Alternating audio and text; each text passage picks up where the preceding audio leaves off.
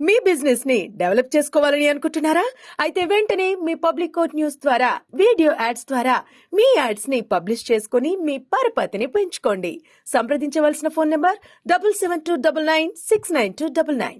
Telangana assembly ఎన్నికల సమయంలో ఇచ్చిన హామీలు అమలు చేయటమే లక్ష్యంగా రేవంత్ రెడ్డి సర్కారు కసరత్తులు చేస్తోంది. ఈ క్రమంలో జిల్లాల కలెక్టర్లతో మంత్రి Ponguleti Srinivasa Reddy, CS Shanti Kumari video conference ద్వారా సమీక్ష నిర్వహించారు.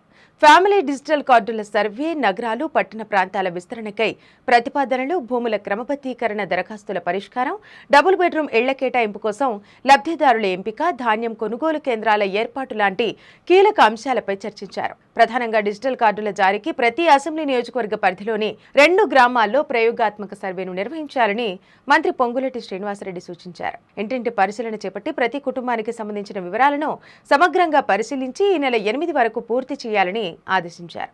పేద, మధ్య, ధనిక వర్గాల కుటుంబాలు అనే తేడా లేకుండా తెలంగాణలోని ప్రతి కుటుంబం హెల్త్ ప్రొఫైల్ రూపొందించి యూనిక్ నెంబర్తో స్మార్ట్ కార్డు ఇవ్వటమే ఫ్యామిలీ కార్డు ప్రధాన ఉద్దేశమని మంత్రి పొంగులేటి తెలిపారు. గత ప్రభుత్వ హయాంలో పూర్తయిన డబుల్ బెడ్రూమ్ ఇళ్లను దసరాలోపు లబ్ధిదారులకు అందజేస్తామని ప్రకటించారు. దీనికి సంబంధించి జిల్లాల ఇన్ఛార్జ్ మంత్రి చైర్మన్ గా, జిల్లా కలెక్టర్ కన్వీనర్ గా మరికొంతమంది సభ్యులతో కమిటీని ఏర్పాటు చేస్తామని చెప్పారు. ఇక భూముల క్రమబద్ధీకరణ దరఖాస్తులను పరీక్షించేందుకు ప్రత్యేక చొరవ చూపాలని అధికారులకు మంత్రి పొంగులేటి శ్రీనివాసరెడ్డి ఆదేశించారు.